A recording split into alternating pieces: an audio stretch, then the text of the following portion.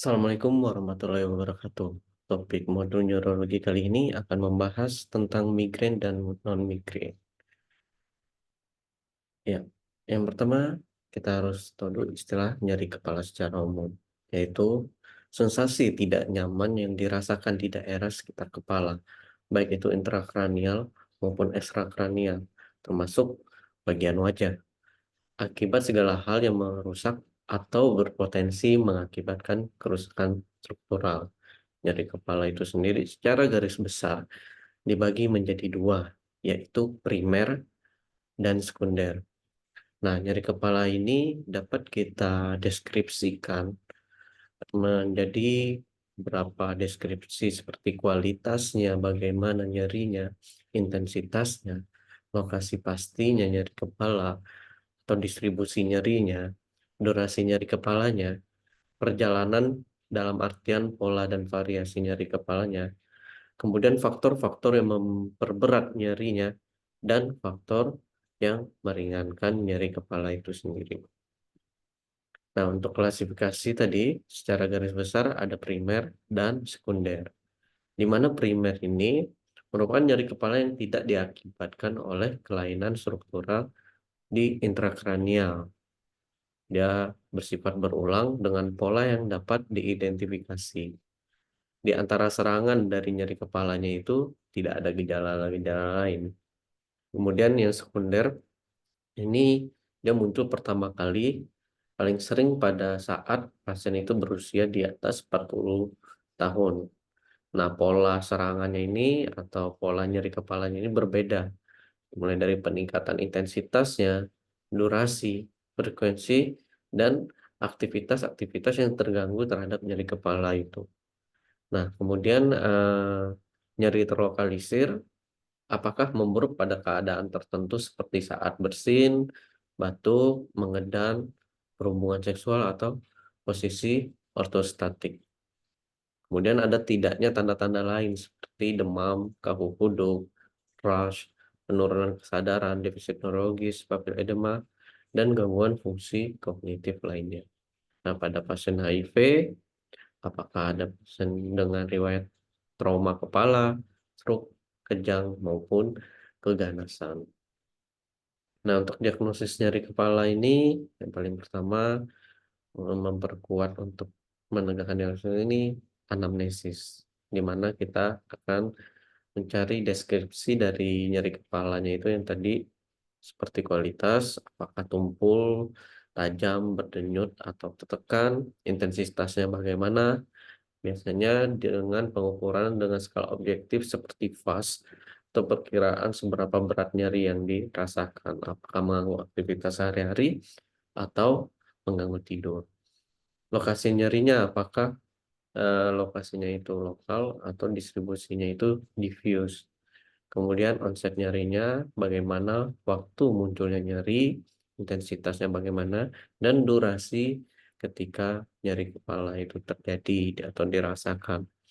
Nah, apakah ada hubungan antara nyeri kepala dengan fenomena biologis tertentu dan faktor pencetus yang memperberat atau yang memperingan dari nyeri kepala?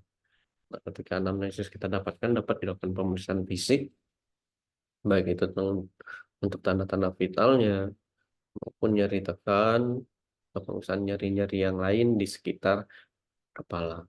Dan dapat dilakukan pemeriksaan penunjang, baik itu pemeriksaan hematologi, imaging, atau pemeriksaan-pemeriksaan lain yang indikasi untuk mengarah ke diagnosis atau mengembangkan dari keluhan nyeri kepala pada pasien. Tanda nyeri kepala ini tanda-tanda darurat atau alarm dari tanda darurat. eh, Bagaimana nyeri kepala ini sebagai gejala pada beberapa penyakit-penyakit, terutama penyakit neurologis. Yang paling umum itu kita harus ketahui dulu onsetnya. Ini sebagai alarm tandanya apabila onset itu lebih dari 50 tahun. Di mana untuk diagnosis bandingnya ini, nyeri kepala dapat disebabkan oleh adanya massa atau arteritis temporal. Untuk menegakkan, untuk menyingkirkan diagnosis-diagnosis ini dapat dilakukan pemeriksaan LED atau tambahan imaging seperti CT scan kepala maupun MRI kepala. Apakah nyeri kepalanya bersifat mendadak? Ini dapat kita pikirkan adanya kemungkinan pendarahan subarachnoid atau adanya lesi di pusat. Dapat kita lakukan fungsi lumbal dan imaging tadi. Nah, kalau nyeri kepalanya bersifat progresif yang semakin memberat, dapat kita pertimbangkan pula dengan SDH atau subdural hematom, lesi massa juga termasuk, dan penggunaan obat lainnya.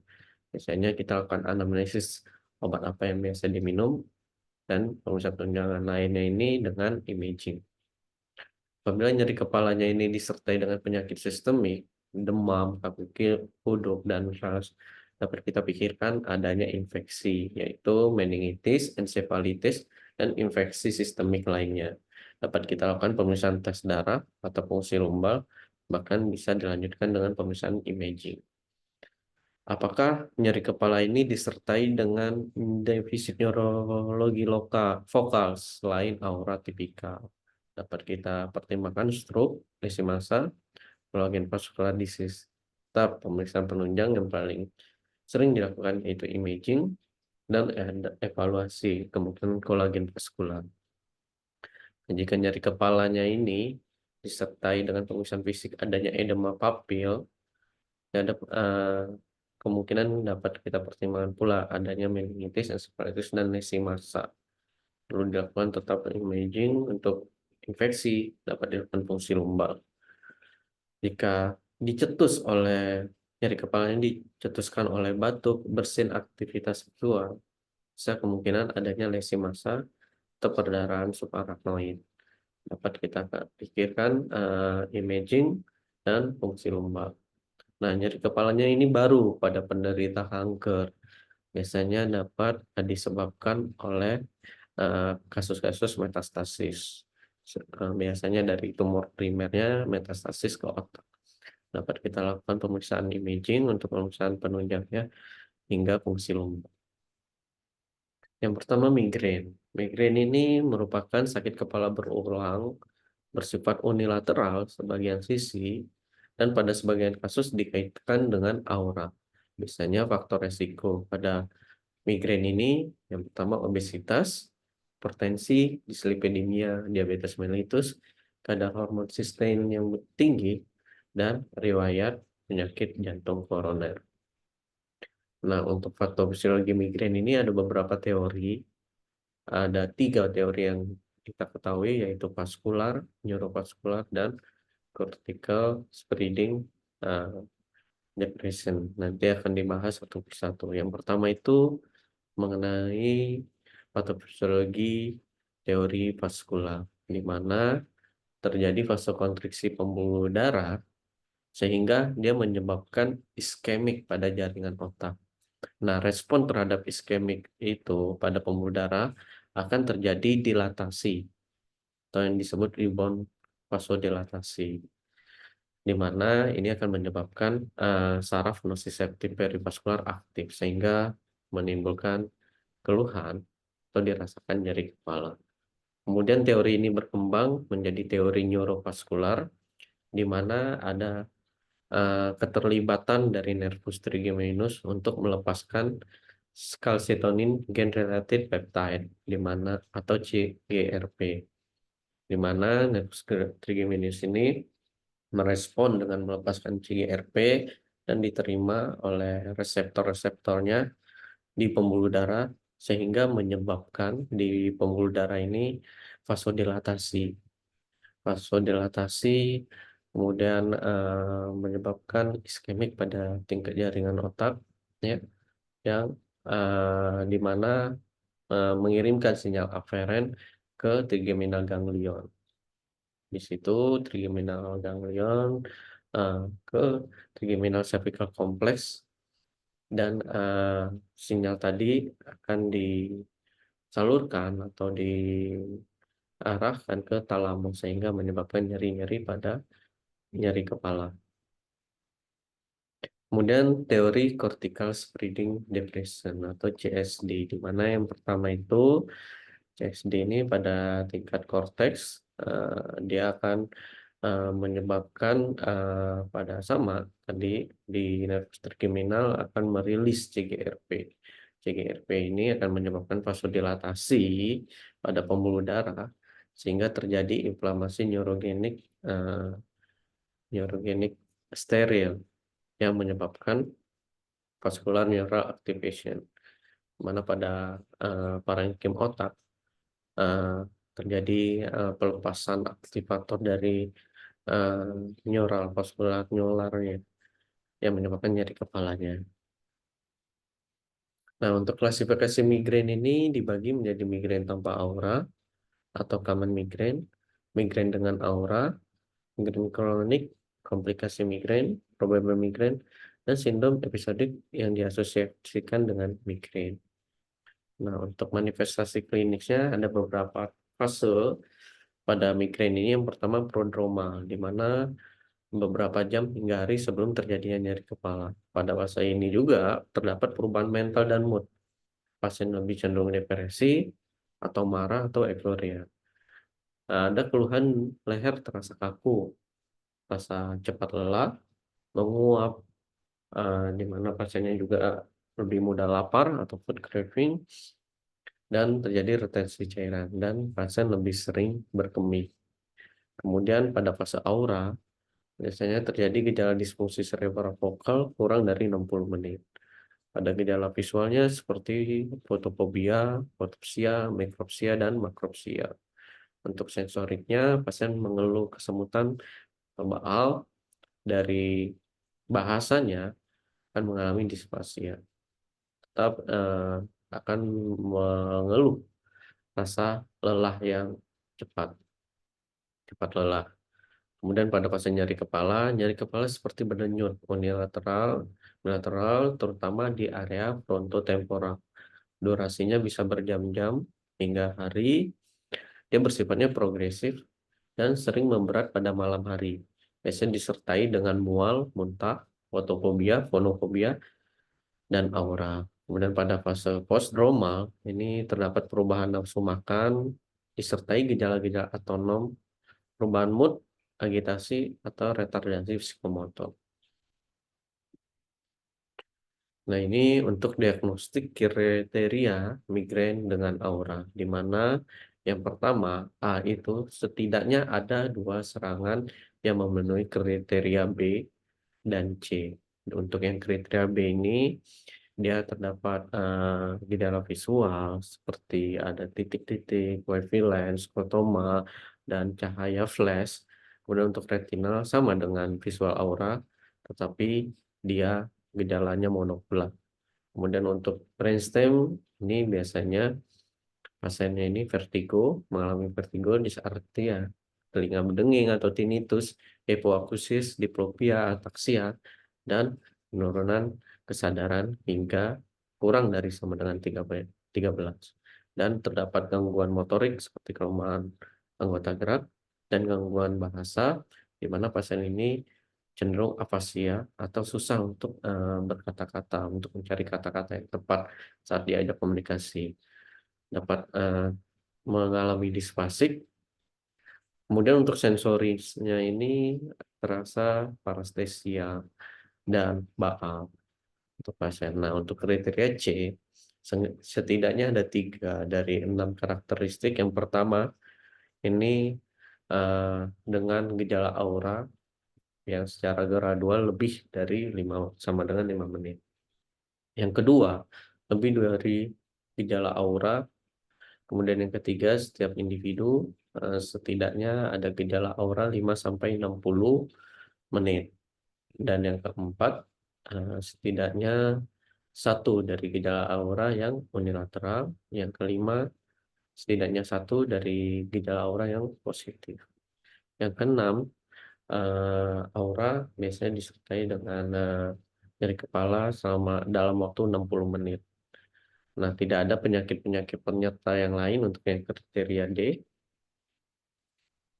Kemudian migrain tanpa aura, ya, untuk diagnosis kriterianya yang A, setidaknya terdapat 5 serangan yang memenuhi kriteria B dan D, di mana kriteria B ini terdapat nyeri kepala yang terjadi 4 sampai 72 jam. Yang tidak diberikan terapi atau yang terapinya itu tidak berhasil. Kemudian yang C ini setidaknya ada 2 gejala dengan 4 karakteristik, yaitu lokasinya unilateral, berdenyut, kemudian nyerinya ini dari sedang hingga berat, kemudian mengganggu aktivitas seperti berjalan atau menaiki tangga. Nah, untuk kriteria D, selama nyeri kepala terdapat setidaknya 1 gejala, yaitu mual atau muntah, fotofobia, dan fonofobia. Dan E ini tidak ada keluhan dari gejala-gejala lain yang menyertai. Nah, diagnosis migrain selanjutnya ada untuk hemiplegic migrain, di mana eh, serangan ini termasuk eh, dalam kriteria migrain dengan aura dan kriteria B. Misalnya dengan aura ini disertai dengan kelemahan anggota gerak dan biasanya gangguan visual sensor dan gangguan bicara. Nah, untuk migrain dengan brainstem aura sama dia memenuhi kriteria migrain dengan aura, dan kriteria B-nya ini yaitu eh, lebih dari 2 dari 5 gejala, yaitu dysarthria, vertigo, tinnitus, hipoakusis, diplopia, ataksia, dan penurunan kesadaran. Namun tidak ada gejala motorik maupun retina. Nah, untuk vestibular migrain ini kriterianya yang A ini lebih dari 5 episode yang memenuhi kriteria C dan D, di mana kriteria B ini biasanya saat ini atau sebelumnya ada riwayat migrain tanpa atau dengan aura. Kemudian untuk kriteria C, keluhan nyerinya ini dari sedang hingga berat dengan gejala vestibular selama 5 menit hingga 72 jam. Untuk kriteria D, setidaknya terdapat setengah dari episode nyeri yang berhubungan lebih dari 1 dengan em, 3 gejala. Yang pertama itu nyeri kepalanya itu lebih dari 2 dengan karakteristik, ya, karakteristik yang lebih dari 2 kriteria ini, yaitu unilateral, pulsating, sedang hingga berat, sama mengganggu aktivitas rutin, disertai dengan fotofobia dan ponofobia, ada tidaknya visual aura, dan kriteria F tidak ada gejala-gejala lain yang menyertainya. Nah, untuk diagnosis migrain kronik, setidaknya ya kriterianya yang A ini ada 5 serangan yang memenuhi kriteria B dan D. Biasanya nyeri kepalanya berlangsung selama 4 hingga 72 jam. Kemudian yang kriteria C ini setidaknya terdapat 2 dari 4 karakteristik tadi: unilateral, berdenyut, moderat, sedang hingga berat, serta mengganggu aktivitas. Nah, selama nyeri kepala, setidaknya terdapat 1 dari beberapa, yaitu mual muntah maupun ponofobia dan fotofobia, dan tidak ada keluhan-keluhan lainnya. Ini untuk without aura. Nah, untuk diagnosis bandingnya,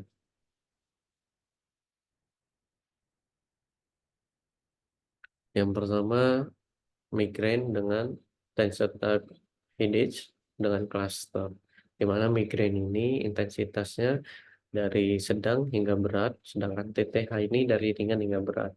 Kalau cluster sangat dari berat hingga sangat atau sangat berat, dan lokasinya biasanya unilateral namun bisa bilateral, durasinya 4 sampai 72 jam, biasanya frekuensinya recurrent juga, dan disertai beberapa gejala seperti mual, muntah, sensitivitas terhadap suara maupun cahaya, dan aktivitas-aktivitas yang memperberat kondisi nyeri kepala. Bisa disertai dengan aura dan alodinia. Untuk demografiknya, epidemiologinya, biasanya perempuan lebih sering mengalami migrain 2 sampai 3 kali dibandingkan laki-laki.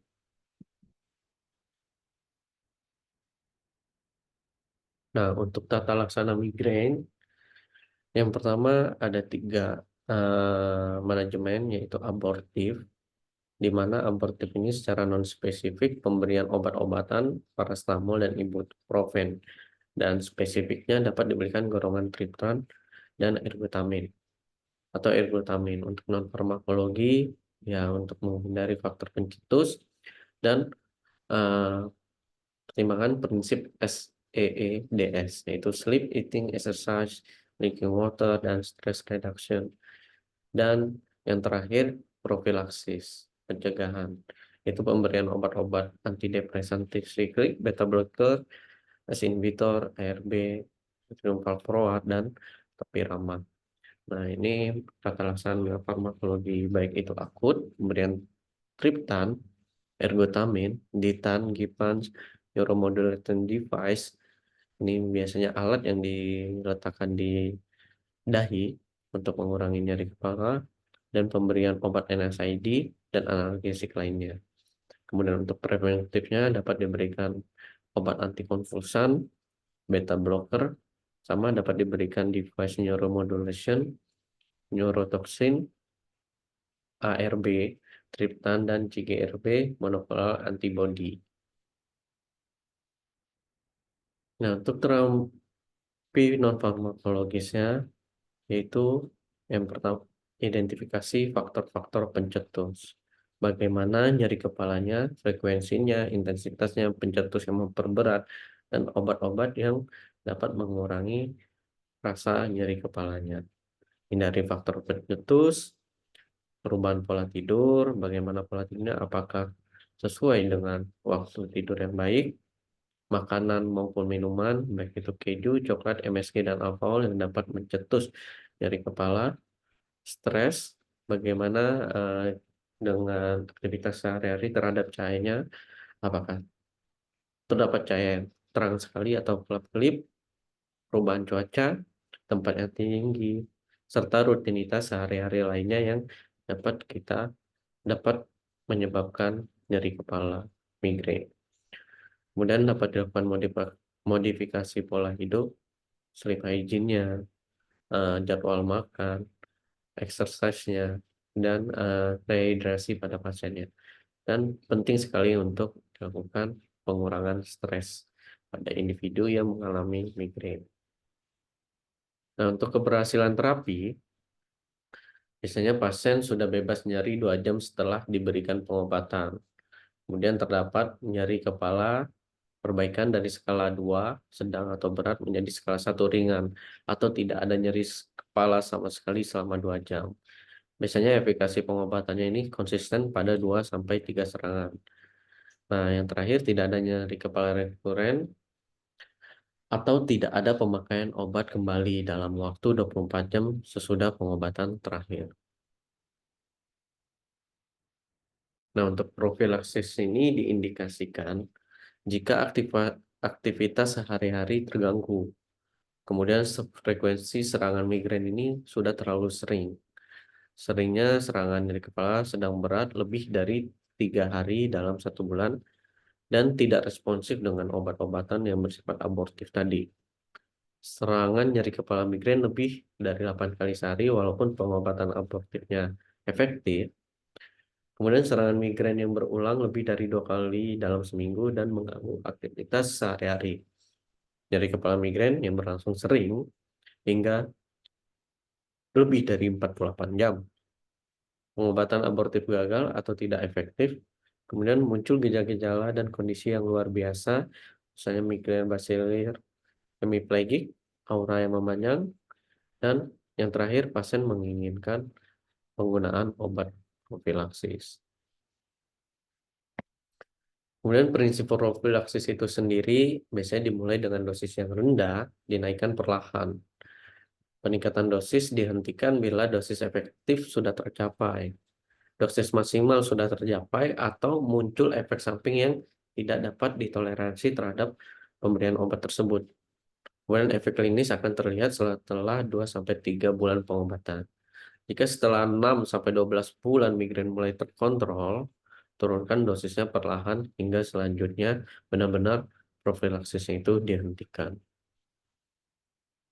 Nah, untuk terapi profilaksis ini yang lini pertamanya itu pemberian beta blocker dan antidepresan trisiklik. Yang lini kedua dapat diberikan topiramate ARB, sedangkan obat pilihan lainnya dapat diberikan SNRI, CCB, S inhibitor, dan sodium valproat. Berikut selainnya seperti propanolol, metoprolol, nadolol, amitriptilin, dan nortriptilin. Sedangkan untuk ini keduanya, topiramate, andesartan, gabapentin. Sedangkan obat-obat pilihan lainnya seperti divalproat, diazotifen, onabotulinum toksin A, flunarizin, dan venlafaxine. Beberapa dapat diberikan magnesium citrat, riboflavin, butterbar, atau coenzim Q10. Ini sesuai dosis yang direkomendasikan dalam tabel. Ada catatannya seperti pada pasien-pasien asma dan pertimbangan pada pasien dengan depresi atau ansietas atau gangguan tidur seperti insomnia dan keluhan nyeri kepala seperti tension type. Nah, kemudian yang kedua nyeri kepala tipe tension atau tension type headache TTH, di mana nyeri kepala episodik atau kronik yang berlangsung beberapa menit hingga beberapa hari dengan karakteristik nyeri yang bersifat bilateral. Nyeri kepala ini terasa terikat, akan tertekan dengan intensitas yang ringan hingga sedang. Prevalensinya 78%, bisa mengenai 20,8% populasi dunia. Biasanya paling sering itu pada dewasa muda, lebih dari 20 tahun. Puncaknya itu di usia 30 sampai 39 tahun. Biasanya perempuan lebih sering dibandingkan laki-laki, 2 kali lebih sering. Ini area yang nyeri, di mana pasiennya ini nyerinya areanya ini mengikat seluruh kepala. Nah, untuk klasifikasi TTH ini dibagi menjadi 4, yaitu episodik infrekuen, di mana ada tidaknya berhubungan dengan nyeri tekan perikranial atau tidak adanya berhubungan nyeri tekan perikranial. Begitu juga dengan episodik frekuen dan kronik. Untuk probable dapat probable episodik infrekuen, probable episodik frekuen, maupun probable TTH kronik. Nah, untuk patofisiologinya secara umum di mana terdapat kontraksi otot yang lama, baik itu dalam posisi tidur ketika otot leher dan kepala kontraksinya lama, sehingga menyebabkan perfusi darah menurun.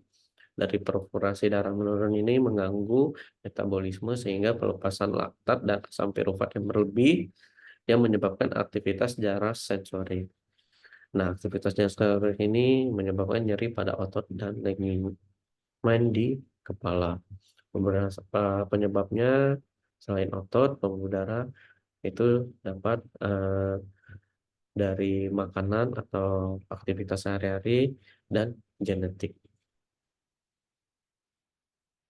Untuk diagnosis dari TTH ini, yang pertama ini sekurang-kurangnya terdapat 10 episode serangan dengan rata-rata kurang dari 1 hari per bulan.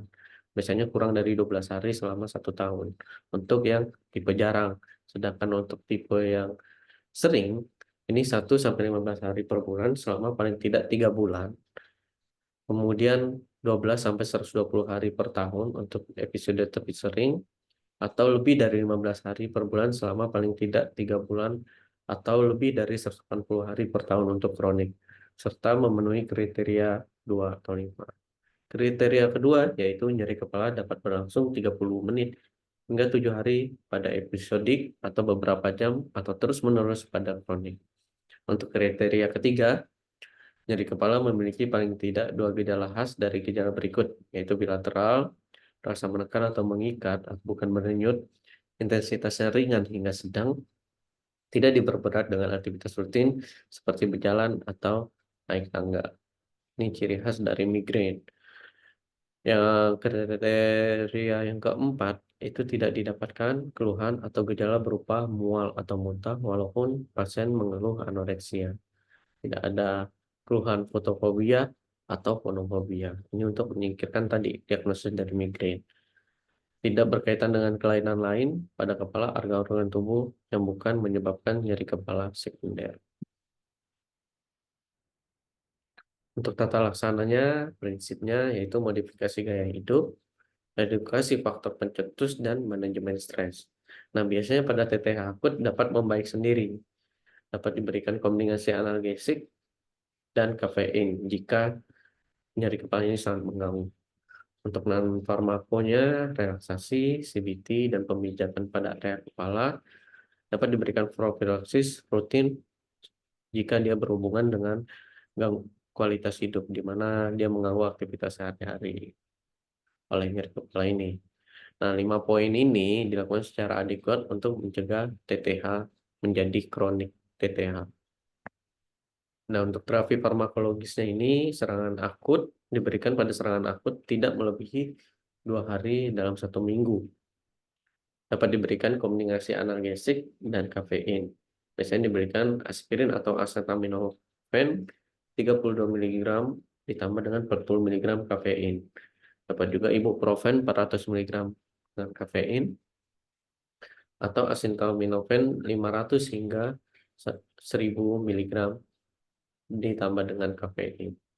Nah, berikut tabel-tabel obat sesuai rekomendasi A hingga B, mana dapat diberikan rekomendasi A-nya itu ibuprofen, ketoprofen, aspirin, naproxen, diclofenac, dan paracetamol. Tambahan kafein saja itu rekomendasinya B. Biasanya efek samping dari pemberian ibuprofen ini atau nyeri-nyeri pada obat nyeri ini salah satunya yaitu resiko perdarahan gastrointestinal. Bisa dapat diberikan obat-obat untuk pelindung gaster seperti PPI untuk mengurangi terjadinya efek samping atau keluhan pada efek samping yang ditemukan oleh obat nyeri ini. Kemudian terapi farmakologis untuk TTH kronik bisa diberikan obat antidepresan trisiklik seperti amitriptyline. Kemudian dapat diberikan obat anti-ansietas seperti benzodiazepin. Kemudian untuk non farmakologis seperti edukasi terhadap pencetusnya, gaya hidupnya, kemudian kontrol diet, dapat dilakukan terapi fisik seperti latihan postur dan posisi, masase pada area kepala, ultrason, atau kompres panas dan dingin dengan tujuan untuk merelaksasikan otot-otot di sekitar kepala. Kemudian menghindari pemakaian analgesik karena efek sampingnya mengganggu eh, gaster dan sedatif. Kemudian untuk behavior treatment ini manajemen stres, konseling, dan relaksasi. Kemudian profilaksis pada TTH diindikasikan jika nyeri kepala ini mengakibatkan aktivitas terganggu selama lebih dari 4 hari selama 1 bulan. Kemudian tidak respon terhadap pemberian terapi simptomatis. Profilaksis ini jika berhasil, dia dapat mengurangi frekuensi serangan dan atau mengurangi derajat keparahan minimal 50%, dapat dikatakan berhasil. Prinsip dari profilaksis ini, yang pertama harus sesuai lini yang direkomendasikan. Lini pertama lebih direkomendasikan dengan tetap mempertimbangkan efek samping dan komorbiditas pasien.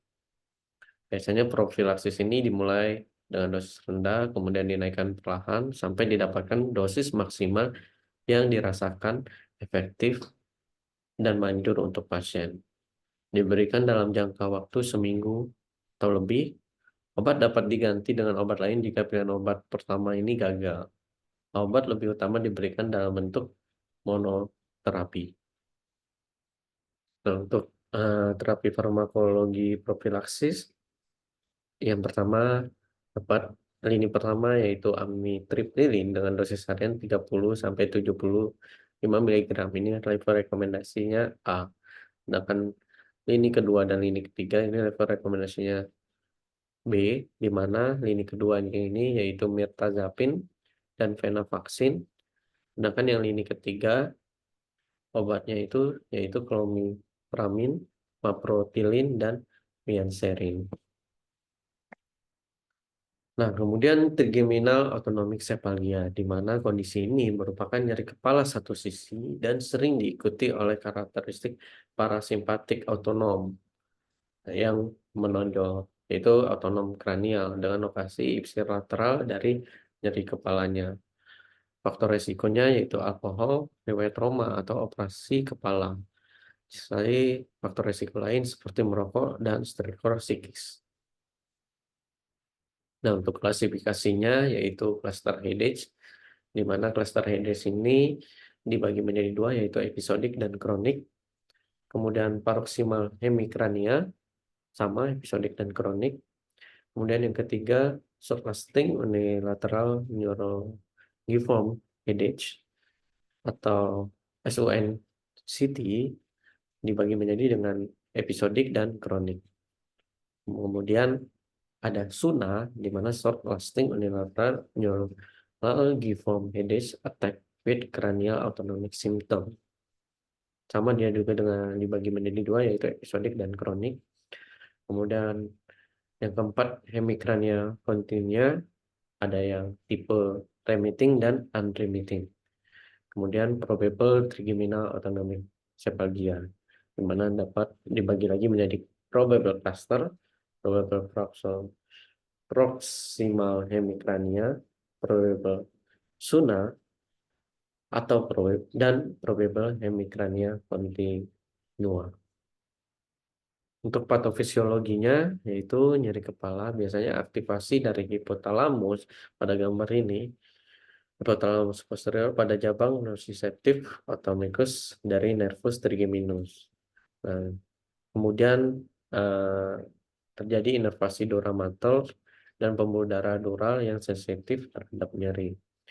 Kemudian aktivasi tersebut menyebabkan pelepasan substansi P dan CGRP, di mana ini akan menyebabkan inflamasi neurogenik yang akan menyebabkan nyeri kepala. Nah, untuk gejala autonomnya dapat disebabkan oleh aktivitas saraf parasimpatik pada jabang neuroordo pertama dari nucleus salivatoreus superior yang memiliki hubungan fungsional dengan nervus trigeminus. Dia bersinap di ganglion pterigopalatina yang berfungsi sebagai vasomotor dan sekretomotor pembuluh darah serebral, kelenjar lacrimal, dan mukosa hidung. Sehingga pasien ini tampak di mukosa hidungnya ini disecah dari cairan hidungnya. Nah, untuk periodisitas yang stereotipik ini berhubungan dengan adanya disfungsi aktivitas hipotalamus, dibuktikan dengan abnormalitas kadar hormon kelenjar hipofisis yang mengindikasikan perubahan ritme sekretorik hipotalamus. Nah, kemudian untuk diagnosisnya ini dibagi sesuai dengan kriterianya, yaitu nyeri kepala cluster, bagaimana jumlah serangannya, keparahan dan durasinya.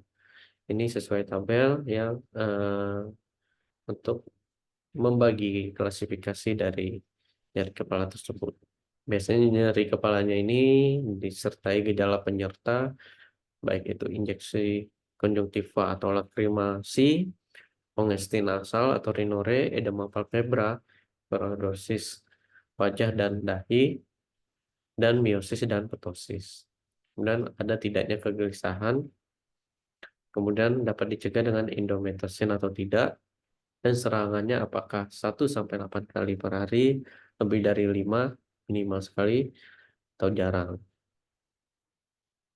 Nah, untuk terapi farmakologisnya, ini sesuai jenis nyeri kepalanya tadi. Nyeri kepala cluster, hemikrania paroksimal, SUNA dan SUNCT, dan hemirania continua. Untuk tata laksana abortifnya ini, untuk cluster biasanya diberikan inhalasi oksigen 100%, dan obatnya sumatriptan 6 mg sebutan atau sumatriptan 20 mg IV. Dapat diberikan tambahan dihidroergotamin 1 mg IV atau IN atau 2 mg spray. Dapat diberikan lidocaine nasal drop. Untuk profilaksis yang untuk nyeri kepala cluster dapat diberikan prednison oral, ergotamin, verapamil, litium, dan metisergin. Nah, untuk hemikrania paroksimal untuk terapi abortifnya tidak ada, namun dapat diberikan profilaksis indometasin. Untuk Suna dari Soin City dapat diberikan lidocaine IV 1-4 mg per jam. Nah, untuk profilaksisnya dapat diberikan lamotrigin, topiramate, dan gabapentin. Untuk Hemorrhagia continua, untuk profilaksisnya dapat juga diberikan indometasin, namun tidak ada terapi farmakologis untuk yang bersifat abortifnya. Nah, untuk terapi non farmakologis paling utama yaitu istirahat teratur, menghindari konsumsi alkohol, membatasi paparan terhadap zat volatil seperti gasolin, bensin, menghindari paparan terhadap produk tembakau, dan menghindari sinar yang terlalu terang atau suara yang terlalu gaduh. Itu topik dari modul neurologi kali ini. Wabillahi taufiq wal hidayah. Wassalamualaikum warahmatullahi wabarakatuh.